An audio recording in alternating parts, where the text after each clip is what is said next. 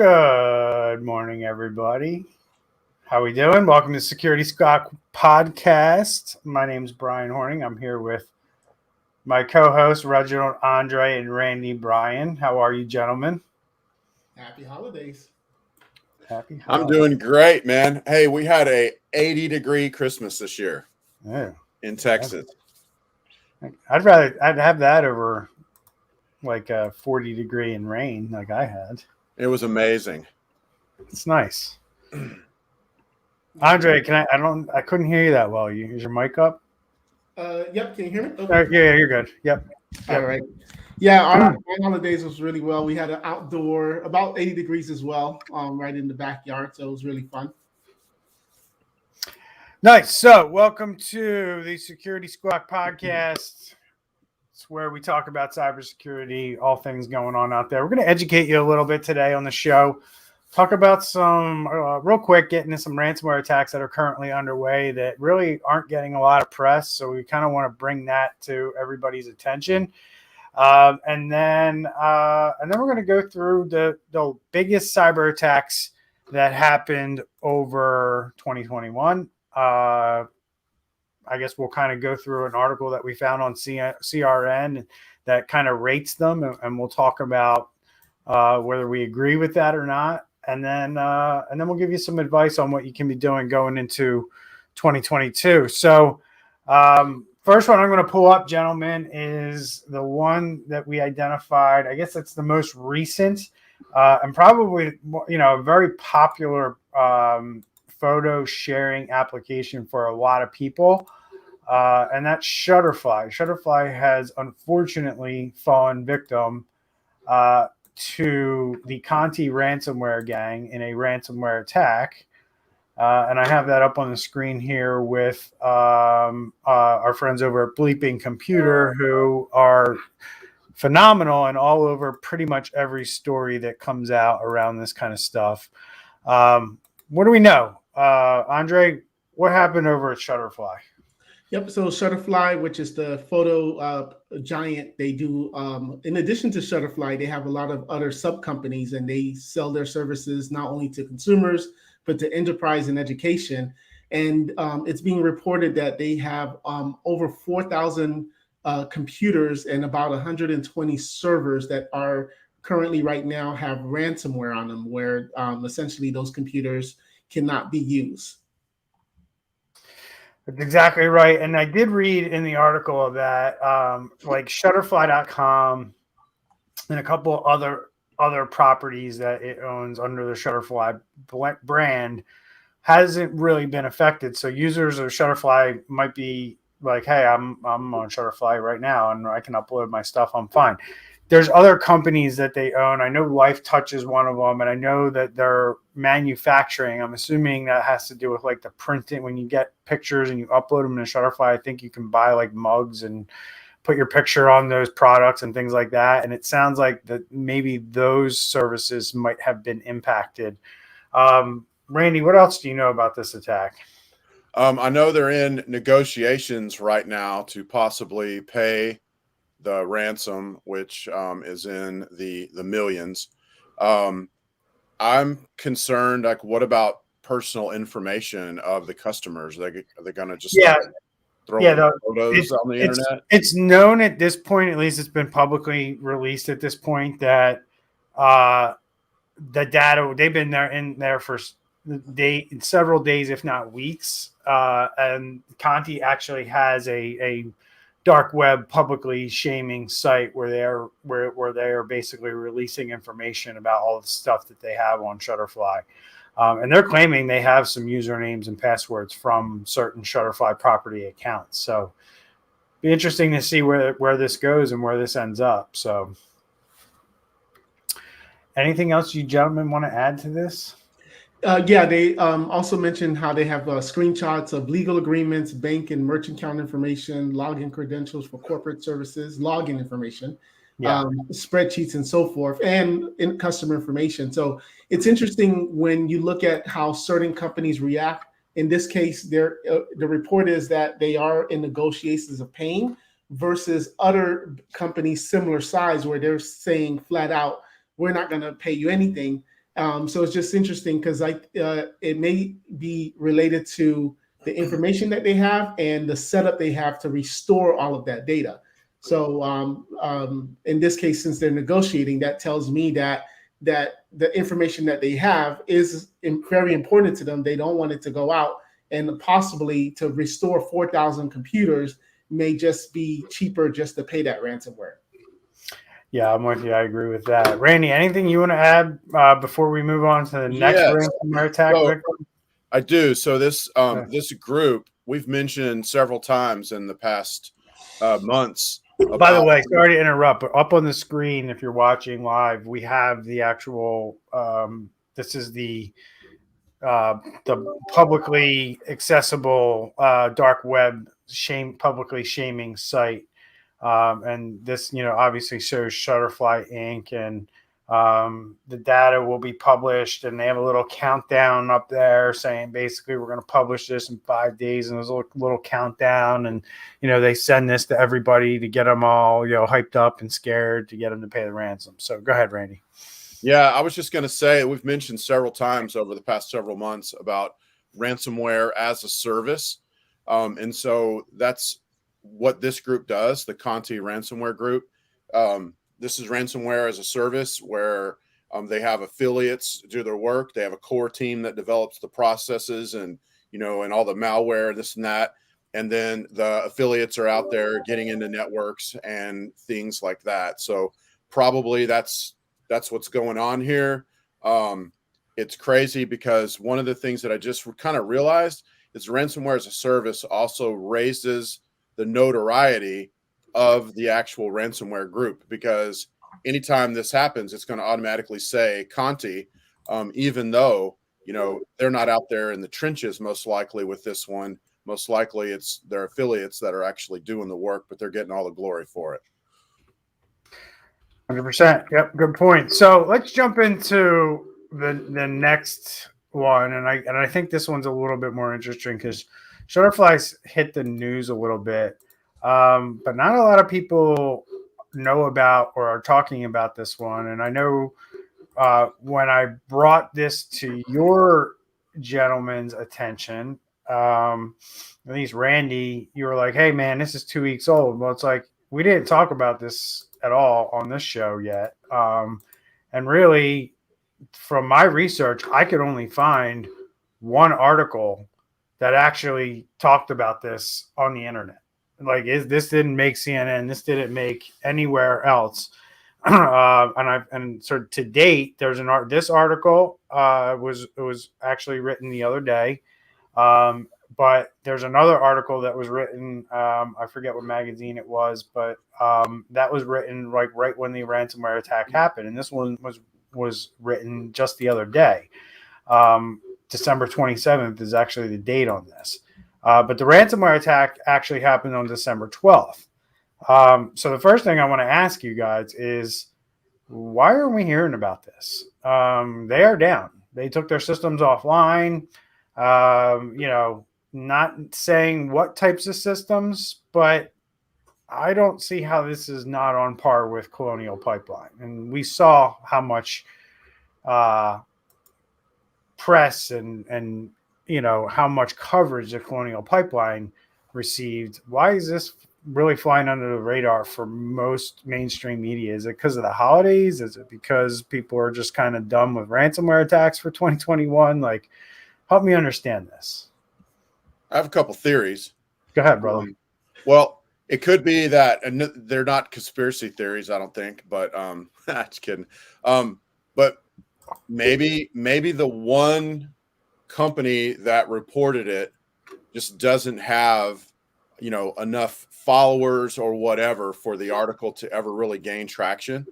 And then also looking down into the article pretty far, which we know this now 2 weeks later, but it said that they already had a disaster recovery plan in place. And so with great speed, they've been working through this, getting back to where they can, do what they need to do. That doesn't explain why it hasn't been picked up over the last 2 weeks, but we know now 2 weeks into it that at least they had a really good plan. They were ready to deal with things, nip things in the bud, get things under control and move back into action. So other than that, I don't know why. I just have to think that maybe just the outlet that published it just didn't have enough followers, enough of a following for it to gain traction. Superior said it took steps to secure its systems and engage independent cybersecurity expert to mitigate the impact of the ransomware attack on its data and operations. I don't know. I don't know if I got the best. I don't know if I got the feeling that they had things handled from an incident response standpoint, or whether they had reading from right there where Saryu Nayar is mentioned. Mm-hmm. And then there's a couple of paragraphs just talking about things they had in place. Okay. Yeah.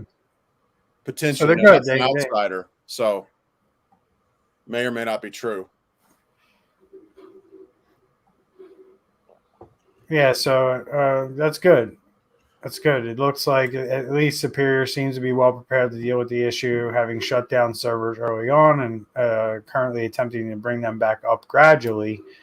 So it's interesting to me. I mean, I don't know why this isn't getting the coverage that Colonial Pipeline did. Maybe because they're not shutting, Colonial Pipeline shut off gas, flow, right? And maybe they're not shutting off gas flow here, or at least they're not saying. So I can't gauge it. But Andre, any thoughts on why we're not hearing about this as much as we did Colonial Pipeline, or maybe I'm just overthinking this? Yeah, I think it could just be that the everyday consumer, although it is, winter season and people are using propane to heat up their houses for heat and, barbecues and whatever the case is. But I think it's just a matter of the end user consumer didn't get affected as compared to the Colonial Pipeline.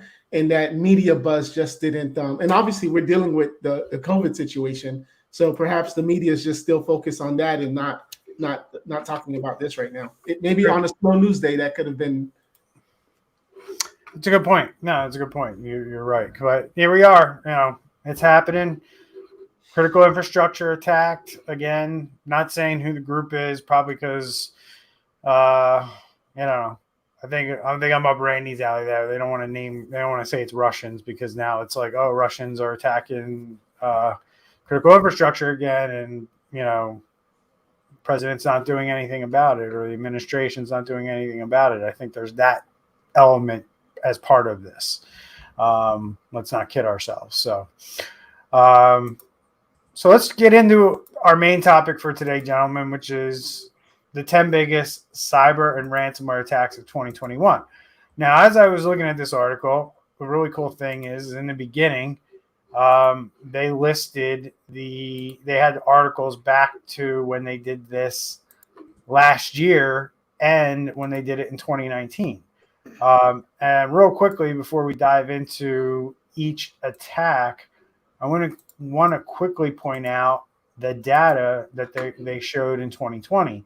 And most notably, out of the 11 attacks that they put on the list, I guess they put 11 instead of 10, they cost $144.2 million. At least that was the cost, or that was what they were asking for in just the ransomware payment, right? Not everything else that it's going to cost around the actual event. So I just wanted to point that out, because moving into 2021, there's a pretty big difference in that number. And we're going to show that right here. And we went from 141 to 320. Mm-hmm. And that one looked at 11 attacks, and this one actually only looks at 10. So the numbers are going up more than double, right?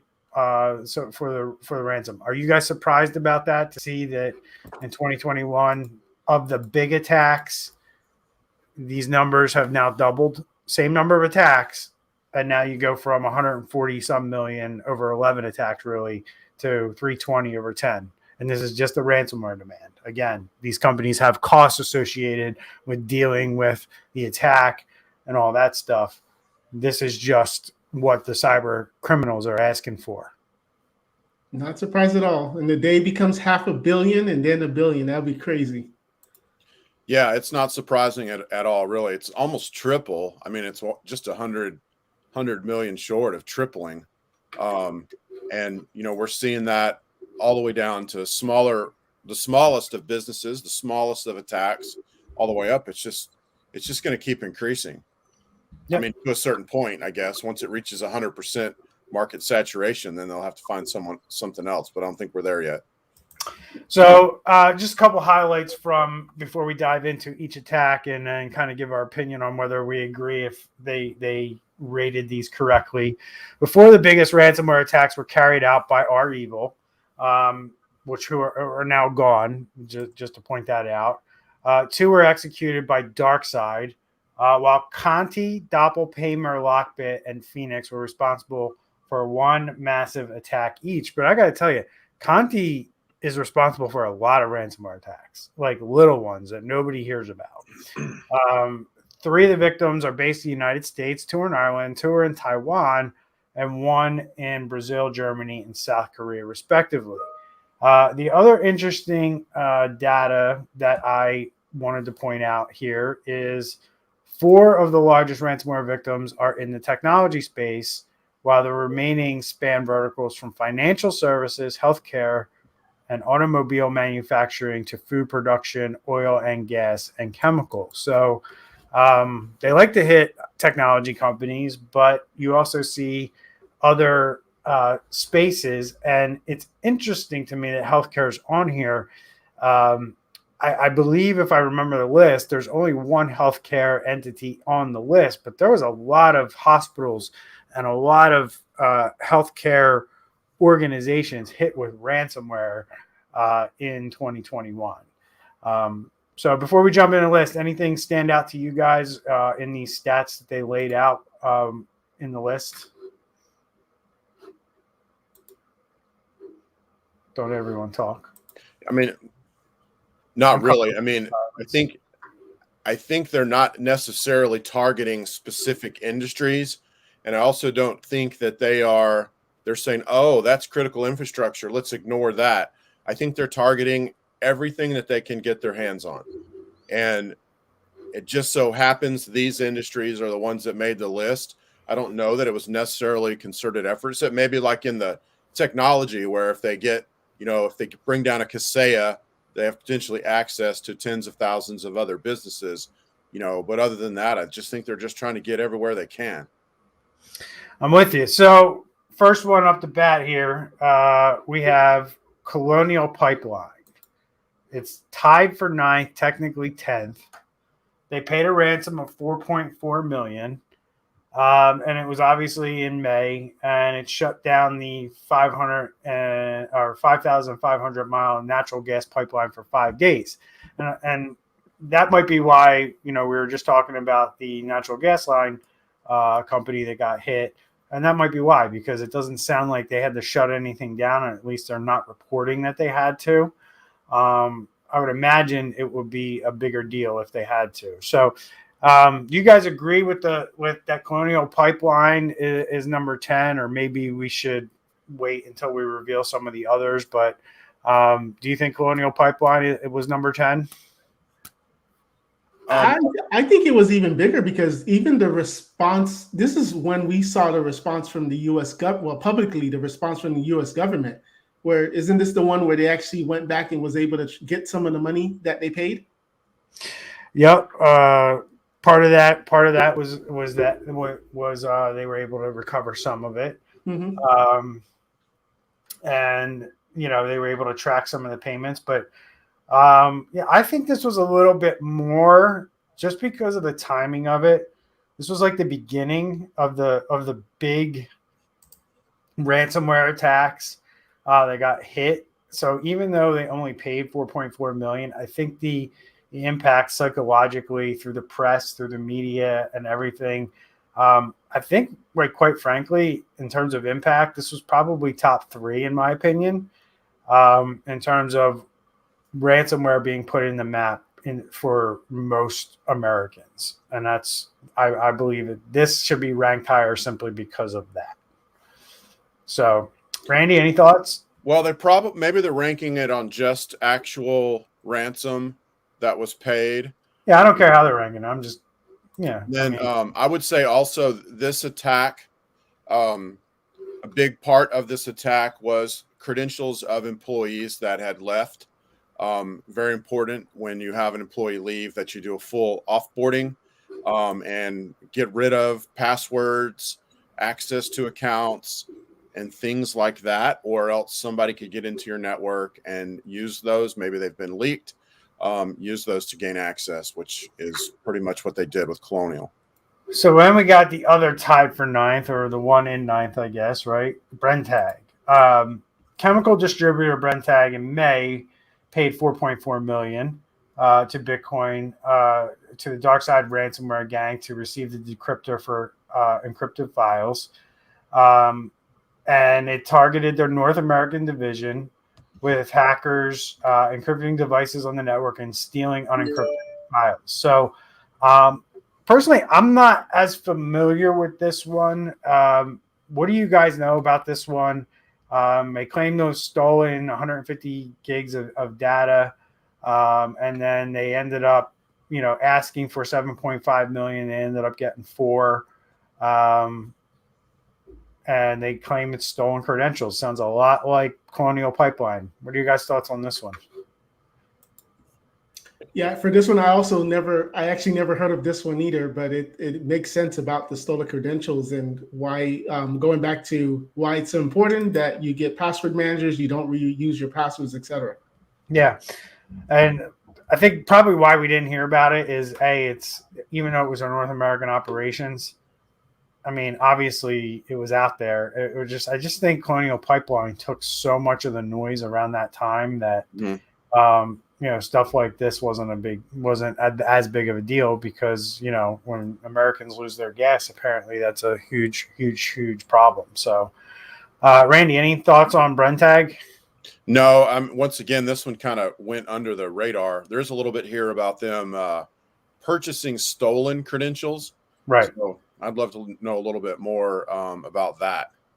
Yeah, and remote desktop credentials, right? Yeah. So yeah, I think this is in the right spot around 10. I definitely don't think this even compares to Colonial Pipeline. I think Colonial Pipeline getting stuffed at the end of this list here is a misstep. Maybe they're based on the ransom paid. But we got ransom paid of $11 million for JBS Meat, which happened right after the Colonial Pipeline attack in June, and they paid $11 million to our evil that knocked out their plants, and there was a big concern around the meat processing and the supply chain around meat and grocery stores and restaurants and how that was all going to play out. So JBS was attacked in June. They paid $11 million. It ranks number 8 on the list here for CRN. You guys agree? Yeah. This one was, and I kind of snuck in and looked at some of the other ones, but yeah, this one is a good place. I think if anything for me, the Acer one should be here and the JBS one should be up. I'm not exactly sure where up, but the Acer one to me, for a lot of different reasons, is probably number 8 in my opinion. But go ahead. I was just going to say this one was psychological because you had a lot of psychological damage because you had gas attacked in May, and you had long lines at gas stations, where Colonial served, and then boom, the very next month you've got your meat pipeline, if you will, gets attacked, and you start seeing shortages. That was 1/5 of the meat supply, either shortages or prices going up. So a lot of psychological impact of this one.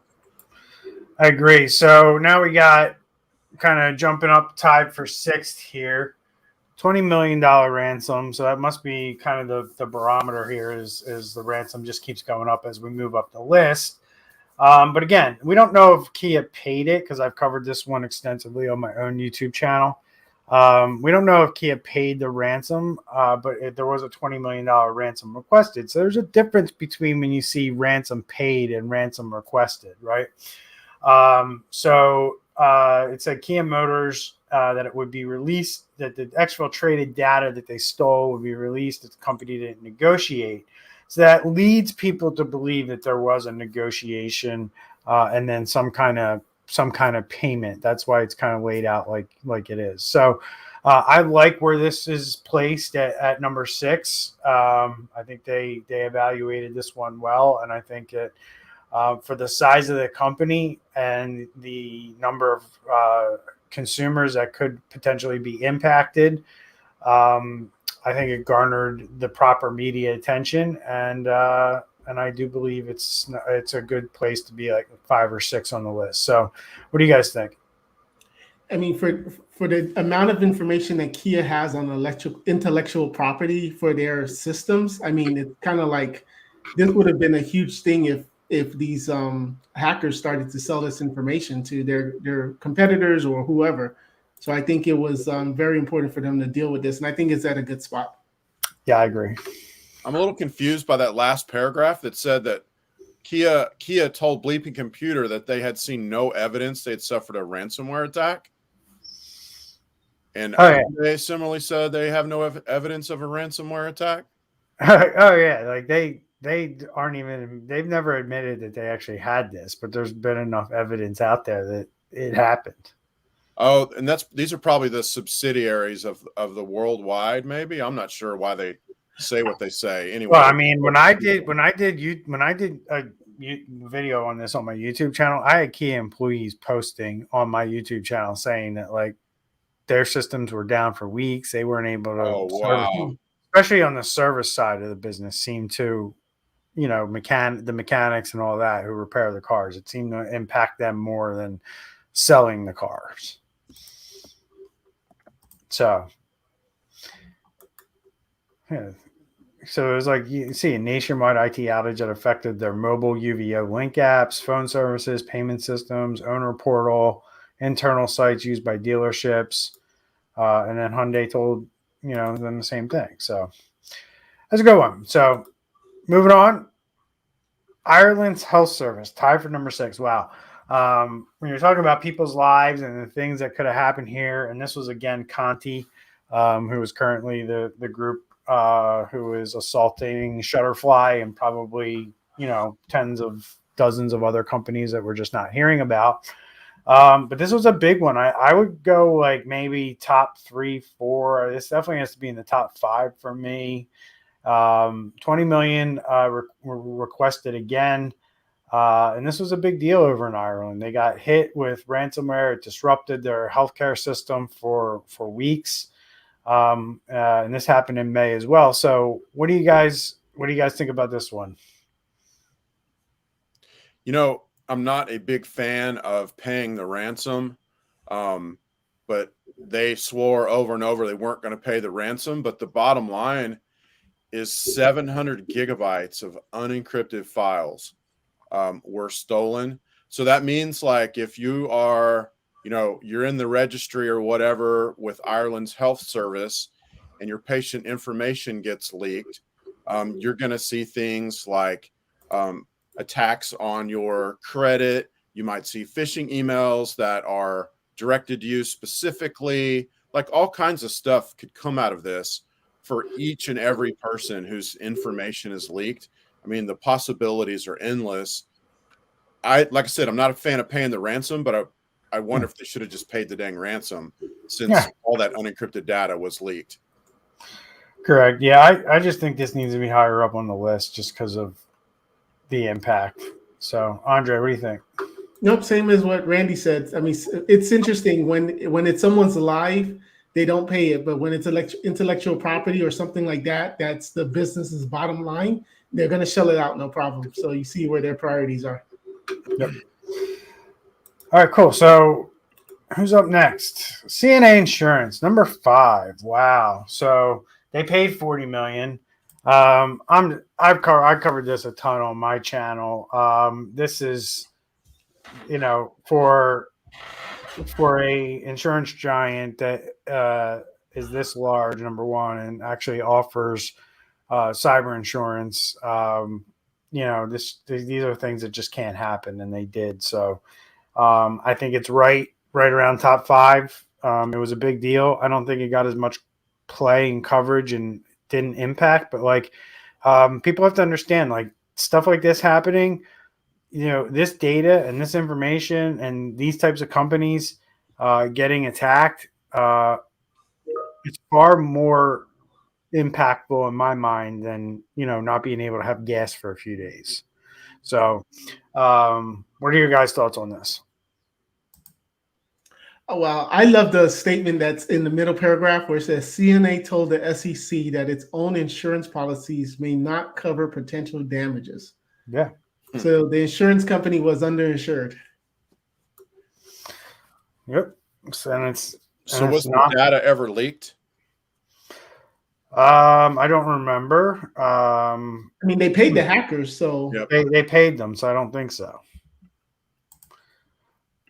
But you imagine, like, if you have information on like somebody's coverages for a certain thing, life insurance, whatever, think of all the things that you could, do or use in an extortion scheme against all of their clients once you start, using or selling this data, or just the amount of money that they can make selling the information to, other criminals who like to steal people's identities and things like that. So I think this is right in line, top 5, maybe should be, I don't know. Let's see who number 4 is. And then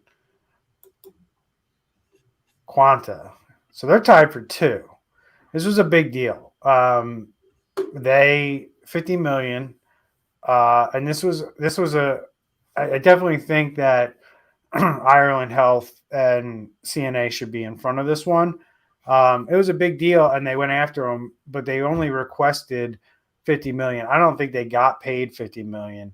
And they tried to go after Apple through this. They tried to, since this company designed things for Apple products, they tried to basically leverage that relationship and that contract that Quanta has with Apple to try to get paid more. They almost tried to basically extort Apple, and Tim Cook pretty much said, go pound sand.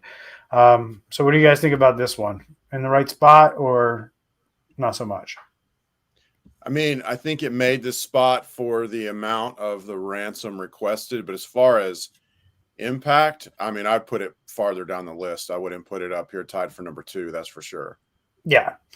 We're not talking about data. They're not protecting people's private information. They design computers and laptops for, some of the largest corporations. But at the end of the day, all laptops look the same to me. How proprietary can these cases and stuff like that be? Yeah. So I think this is too high up on the list. I'd actually slide this down closer to the bottom, in my opinion. I'd probably be down towards where Colonial Pipeline is and move everything else up.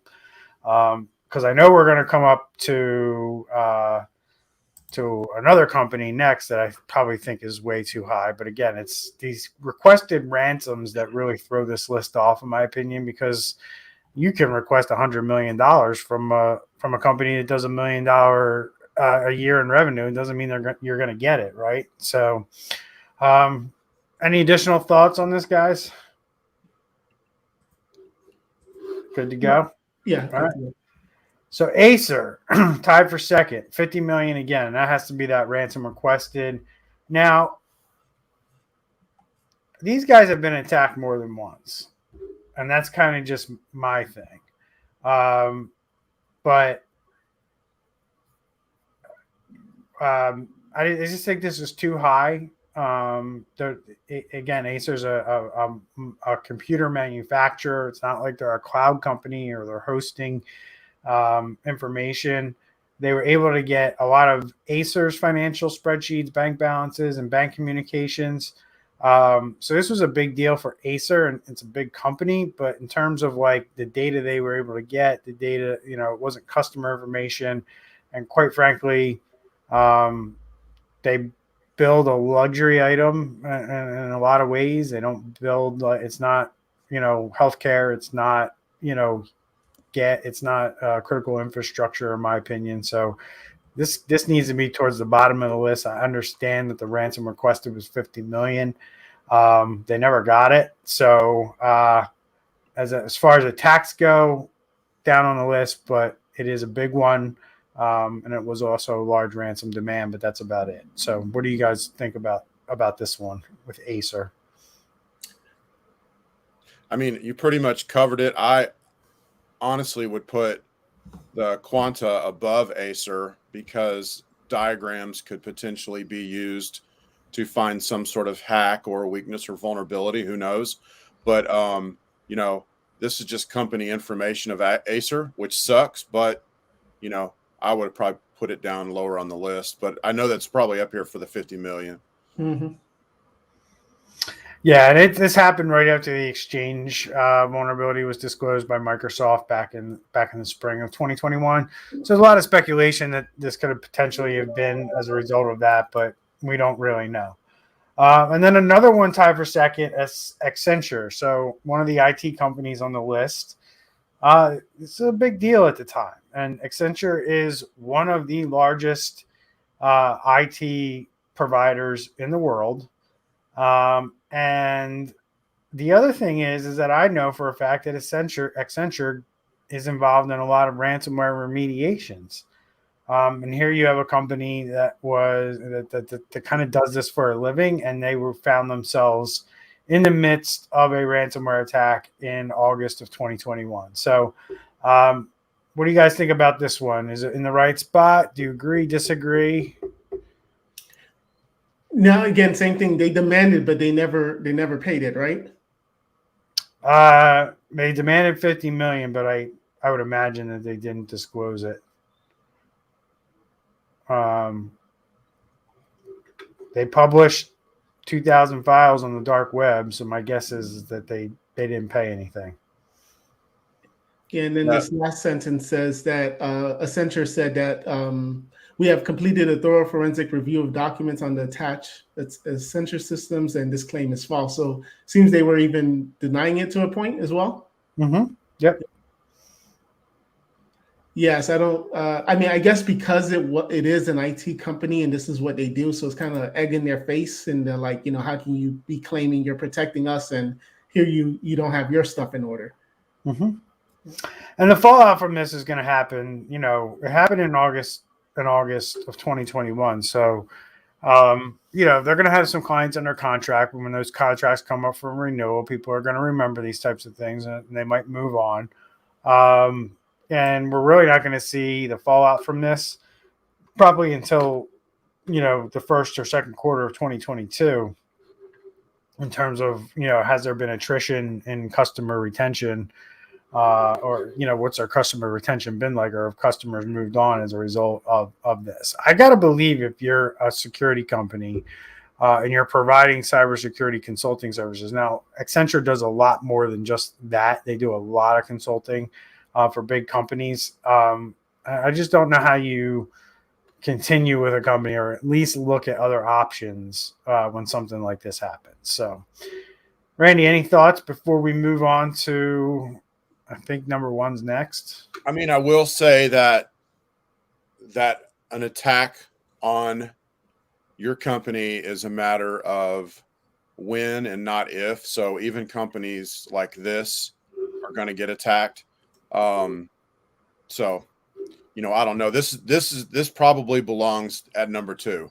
It probably is a solid number two on this list, or very high on the list, because it does impact a lot of potential customers also. I agree. And number one on the list, the biggest one, according to CRN Magazine, because of the ransomware requested, was $70 million. Kaseya, we are obviously intimately familiar with this attack. When you're talking about a tool that companies like ours, the three of ours, use, which Kaseya is, I'm not saying we use it, but it is a tool that we can use in our business. You're very intimate with the kind of the details of what happened here. So they were able to successfully compromise 60 MSPs in July around the 4th of July holiday. I think it was actually July 3rd, before it all went down in the very early afternoon here in the East Coast anyway. Let's talk about it. I do think it belongs at number one, just because of amount of computers that were able to be encrypted as a result of this. And I also think it was an eye-opening way for companies to evaluate how their own software can be compromised, right? I think we learned a lot about software supply chains as a result of this attack. And what are your guys' thoughts on how this all went down? This is the one that kept us IT guys up at night thinking, is our supply chain, the people that we use to remote into systems, are they going to be next if a company like Kaseya could have happened? So I know for me, right after this, we started to use a tool that would have blocked this type of attack. So yeah, definitely this should be number one. A lot of lessons learned here, and I would even say, in the IT community, as far as the tools that we use, they started to take security more serious. There was a lot of times we would do feature requests when it came to, enabling two-form factor or IP restrictions, and those things were ignored. And as soon as this happened, all of a sudden, the tools that us MSP uses, they started to listen more and take action. There's there's a lot of silver linings in this story though, because Kaseya had a reputation, right or wrong, I'm just saying, a reputation as, hey, we take over companies and we just milk them for what it's worth. They had a reputation for not spending enough on security that they should. That I think hopefully has either A, caused them to do that, or B, which would be a silver lining. And then also it's caused more companies to be aware of who you use in your supply chain, like Andre was just saying. It's caused more companies to be more serious about their security, and they were able to get the unencryption or the decryption key, and they arrested some people. So a lot of silver linings came out of this, and this was probably for an IT provider, for an MSP. This is probably one of the scariest ones that we've seen. Like Andre said, this will keep you up at night, because if they can get into this, they can get into anything. Right. I mean, but it also goes to show you that it's not just our industry that is susceptible to something like this. It could be the accounting industry, where they're able to get control of the software that's very common in accounting businesses, right? And they're able to get control of the system through that and deploy ransomware, because this can happen a lot of different ways. IT tools are our favorite because they usually have they already have the rights that hackers want, so it makes it easy for them. They don't have to manipulate the system, to actually deploy this stuff, at mass scale. It's already kind of in place for them. It's there for them. So, the other interesting thing for me on this one is we still don't know how they got the decryptor key. They were able to get the decryptor key, and we still don't know how it happened. And is it going to be one of those things that we'll just never know, or will we one day find out how this actually all went down? So I would love to know one day, when appropriate, how they actually got the key. Was it a misstep, or was it our government, or how did it happen? So I just watched the movie Taken the night before last with my wife, so I'm imagining a shakedown, and some people showed up in Suburbans and did a shakedown and got the key. I don't know. Or Humvees. Yeah. So all right. So before we wrap up the show, what we're going to wrap up the show with, guys, we're going to give you one or two things that we think you should be doing heading into 2022. So if you work at one of these big companies, you don't want to end up on this list, and you don't want to deal with a ransomware attack in 2022. So what are some things that you can do? We're going to keep it pretty low level, like at the individual level. We're not going to tell you to go out and invest, hundreds of thousands of dollars into the best security in the world. Just like simple things that you can do to be aware and to protect yourself. So in line with that, we have a question from Steven. And he asks, do you guys see any emerging trends that lead to these attacks being successful? For example, do you notice any particular mistakes made by all these victimized businesses? And I, quite frankly, I do. I'm going to just take that off so we can see Randy, and I don't really need to share my screen anymore. So let's wrap a little bit, guys.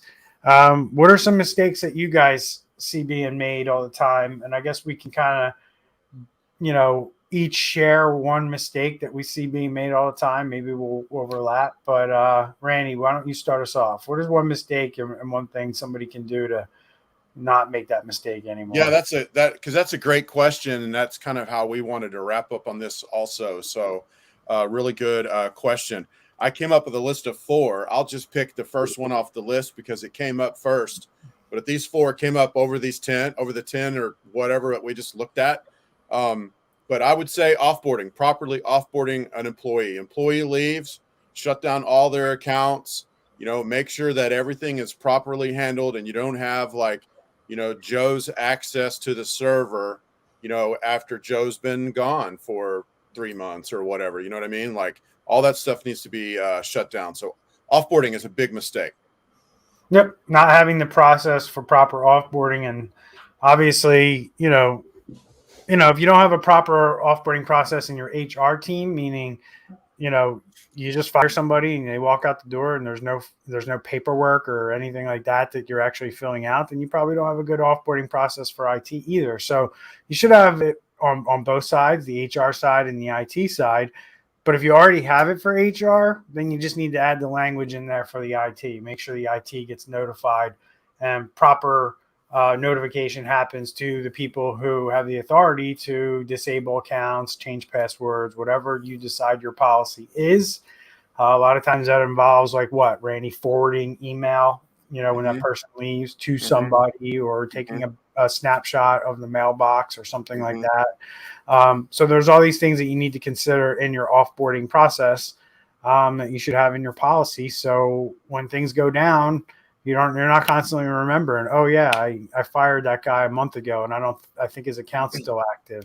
And in the case of Colonial, real quick, it wasn't that Joe left the company and then, Joe maliciously attacked the company. Joe left the company. I think it was even years before. Right. Well, Joe left the company and then LinkedIn got hacked, right? Yeah, and his passwords were on the web, exactly. on the dark web, and then Joe's LinkedIn password was the same as his VPN to dial in. Exactly. And then that's how they got it. So that's why you want to offboard. Exactly. So, Andre, we're heading into 50 minutes here, so I guess we'll just answer Steven's question here and then we'll wrap it up. So, what do you see? What do you see? Anything common that you see in these attacks that people should be aware of, and maybe be making some changes or adding some things to their security tool chest coming in 2022? What I've seen, a common thing between the top 10 is legacy software, legacy hardware. So they're running a system that is no longer supported, no longer receive patches, and especially with this Log4j for 2022 and how many systems are out there, I see that we're gonna get a huge traction on that. So if you have anything that is no longer being patched by the manufacturer, no matter how much it costs, come up with a new process, a new system, and turn off that thing and disconnect it from the internet. I mean, that's a great point. I love it. Updating these systems and understanding that systems that, like you mentioned, Andre, that are no longer being updated by the manufacturer, they go end of life. They don't go end of life overnight. They don't just wake up one morning and say, hey, we're not going to support this product tomorrow. There's usually a roadmap, and they give you a timeline for when that product's going to go out of life. So companies like ours, we manage that for companies, for businesses. Hey, that firewall you bought, it's coming end of life in the next 12 months, and then you can budget and roadmap. So, the day it becomes end of life, or you find out it's been end of life for 3 months, and now you're feeling like you have to go grab money from somewhere because you weren't planning for it, and it just feels like an unexpected expense or an unexpected thing that you have to deal with in your business. And I got to tell you that's not how IT it should be in anyone's business, where you're kind of being told like out of the blue that you got to spend money on something.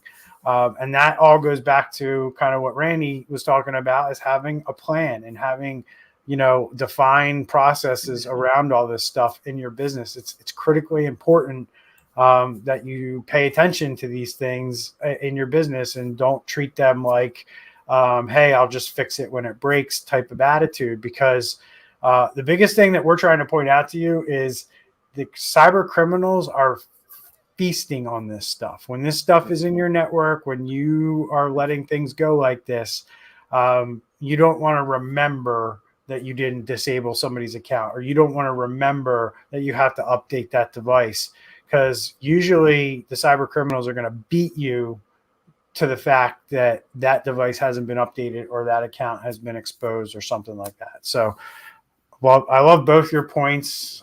Anything you want to add to that, Randy? Well, something kind of similar, I guess, was just patching in general. Yep. So I don't know if that's that'd probably be a whole nother point. It could be or not. I mean, you got what? So let's just talk about it real quick. You have to patch or update what? Hardware and software, right? Yep. And typically the hardware is called firmware, and typically the software is just released as a patch or a security feature update or release or something along those lines. It's termed. And you have to have a strategy for both, right? You can't just update Windows and think that your cybersecurity is taken care of. There's way more software on your computer than just Windows. So you have to update third-party applications like Chrome, Adobe, your printer software. All these things come out with updates too. And a lot of times automatic updates aren't turned on. You might have to just go out and re-download it off the website. But you should know what your processes are for updating all the software and hardware on your network, right? So I think it's a good point, because people either conflate or minimize what they need to do around updating and patching all these things. So, all right, I'm going to end this show here. I'm going to wrap it up with my kind of get into 2022, and I'm going to harp on this, and it's going to seem super basic, but a lot of people aren't doing it, just because I talk to people all the time, and I ask them, like, the number one question I'll ask them is, hey, do you know your passwords for your bank? And they'll be like, yeah. I'm like, okay. So, like, you remembered it in your head? Yeah. That tells me you're not using a password manager, right? If you know the passwords to your bank accounts, to your social media, if you can recall them from memory, you're doing it wrong. And you need to use a password manager. Yes, you're going to know the password to the password manager to unlock all your passwords, but you should not know the password to, it might be okay to know the password to one or two sites, but that's about it. If you know the passwords, or you know what your password is for most sites, or you can guess your password within like 3 to 5 tries on most sites you log into, you're not tricking anybody, because a cyber criminal can do the same thing just like you two. And they can guess it, or they can find it on the dark web, or they can hack another website and get the same password or a similar password. And how you combat this is you invest in a password manager, and you dedicate yourself to using a unique password on every site. I recommend at least 19 characters, using upper, lowercase, and special characters. Randomize it as much as possible. And you don't know what that password is. And I do that from everything from my computers that I log into to every single website I log into. I don't use the same password anywhere at this point, and neither should you. So that's it for me, guys. What else? You guys want to add anything to that? Yeah, I would say dark web monitoring to go along with what you're saying about passwords. I mean, businesses should be doing dark web monitoring. And then what, on a personal level, kind of hire the credit reporting agencies to kind of do it a little bit for you? Just something like, when we talked about the different things that the different password keepers do, but like taking all of your passwords and then comparing them to known links would be an amazing thing. Sorry. To add to what you were saying about passwords, credential leaks, because your passwords that they're using against you that cost on average $385,000 per credential attack, like those are usually, they're getting those off of the dark web. So to have, your stuff being monitored at the same time would be huge to know if your stuff has been leaked onto the dark web. There you go. Thanks, Randy. I had to cough there, so you saved me. Andre, take us home. Got anything else you want to add? Just going back to the Log4j.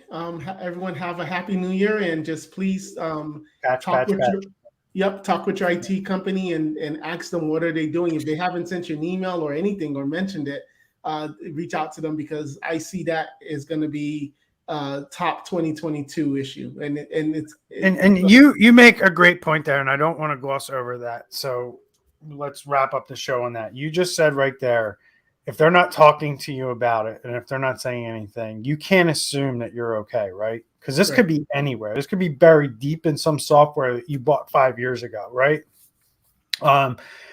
And I think this is one of those things where if you're working with an IT company, or if you have an IT person that is on your payroll, these individuals who you feel like are taking care of you or are responsible for this stuff, they should be coming to you and telling you exactly how they're detecting whether or not the vulnerability exists on your network, and or telling you they can detect whether or not the vulnerability has been exploited within your environment. So there are two very, you can do both at this point in time. In the last week, we've developed the technology to detect whether you have it in the network. And we can also tell if you've been exploited, because there's like 3 or 4 things that these guys do once they exploit it. And if those things are on a system, that's been exploited. So, but more importantly, as Andre rightfully pointed out, somebody needs to be coming to you as the CEO or as the C-level people and reassuring you that they have the tools in place to deal with this, and this is how they're handling it. And if that conversation is not happening, don't be surprised if you become a victim from in 2022 from this vulnerability, quite frankly. And that we are going to see a lot of it, because we saw it with Microsoft Exchange, and this isn't going to be much different once these guys really figure out how to exploit it. So, all right, go ahead. Well, one thing that I don't know that we mentioned, but was just training, cybersecurity training for your people, so they're less likely to click on things, more likely to ask questions first instead of clicking first. That goes a long way, because people are the most vulnerable part of your organization. I agree. So that's a good one. So I'm going to wrap up the show, gentlemen. We're almost an hour in, so thank you for your input. I think I like the list from CRN. They did a great job on that list. They do actually a great job every year. They've been putting that list out since 2019. And I hope everyone has a happy and safe new year, and we look forward to bringing you our first show in 2022, and I'm sure we're going to have lots of cyber attacks and ransomware to update you on next week. So happy New Year, everyone. Take care. We'll see you soon. Bye.